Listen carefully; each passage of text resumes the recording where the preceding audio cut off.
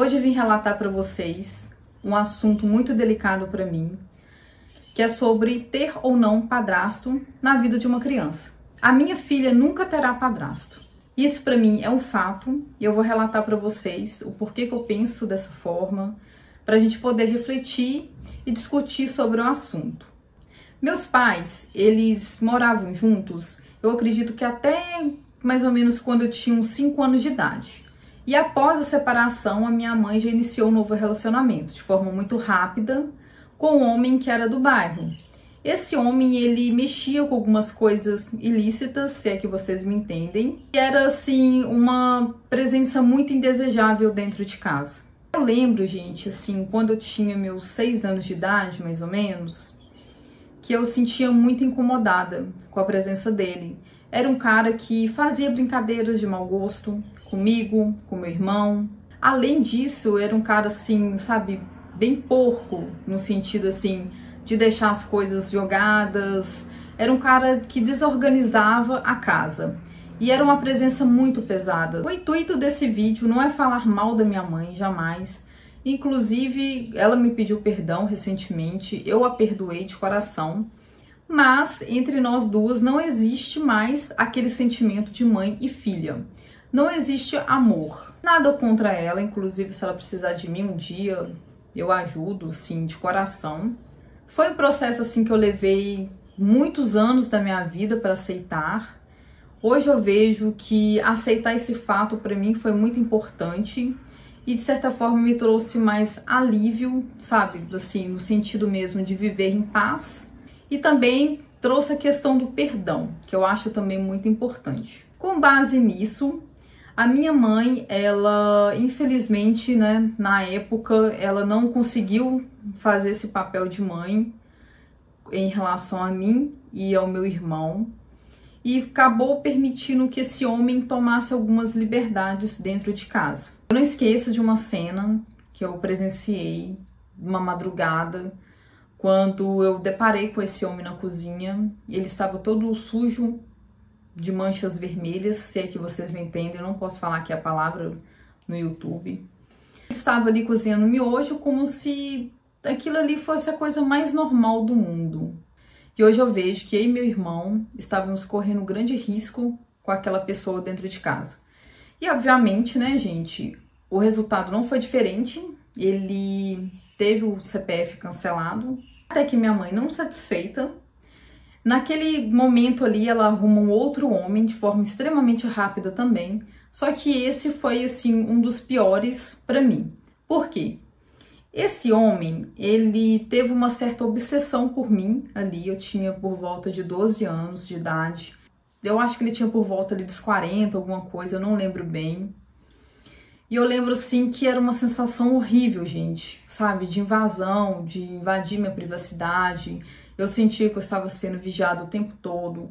Eu lembro que ele invadiu meu quarto, ele tentou me persuadir para ficar com ele, falando, assim, muito mal da minha mãe, da aparência dela, enfim. E aquilo ali mexeu demais comigo, sabe? Me deixou muito triste. E eu falei para ela... Ela não acreditou. Aliás, primeiro ela não acreditou, né, que ele estava fazendo. Depois de algumas provas, ela viu que realmente ele tinha um interesse por mim.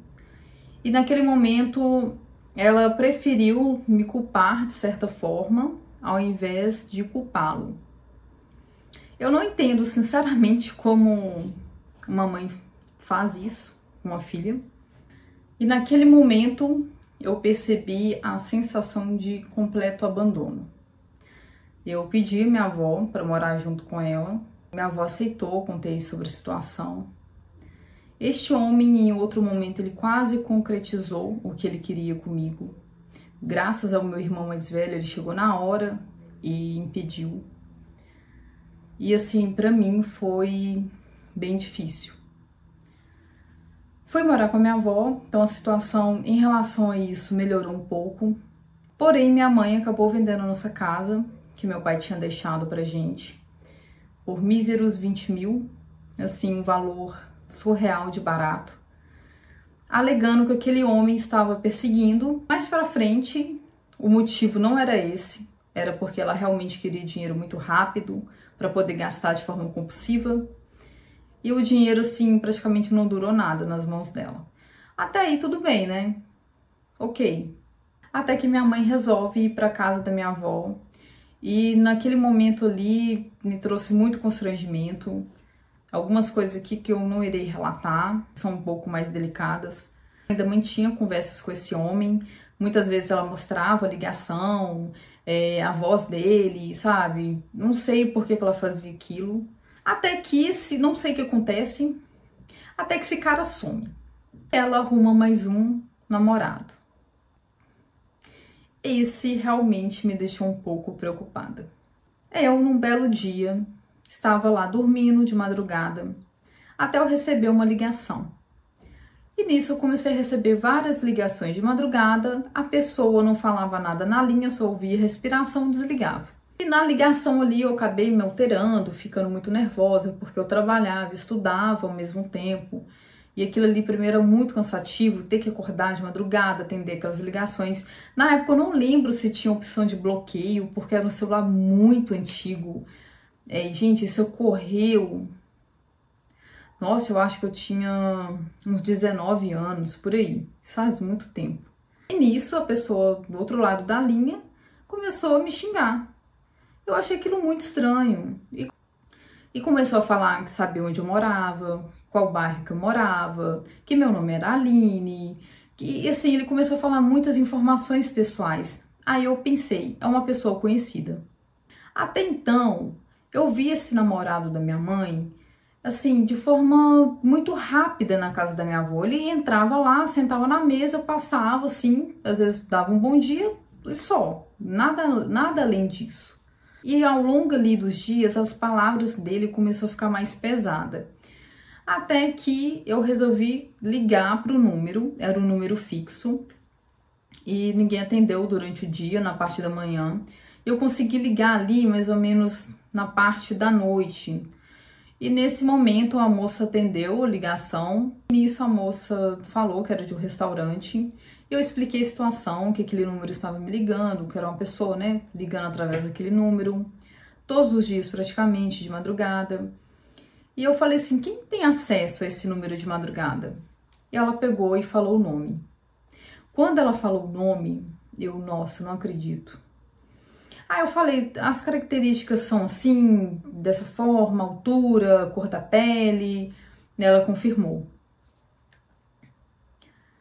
E naquele momento, naquela madrugada, eu recebi mais uma ligação da pessoa. Eu consegui gravar a voz dela. E naquele momento eu confrontei a pessoa, falando que eu sabia quem que era. E a pessoa desligou. E nunca mais me ligou. Mais uma vez, eu mostrei para minha mãe, né, o áudio da pessoa com a voz, proferindo aquelas palavras.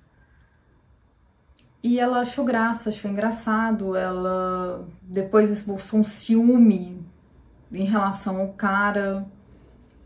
E mais uma vez ela o escolheu.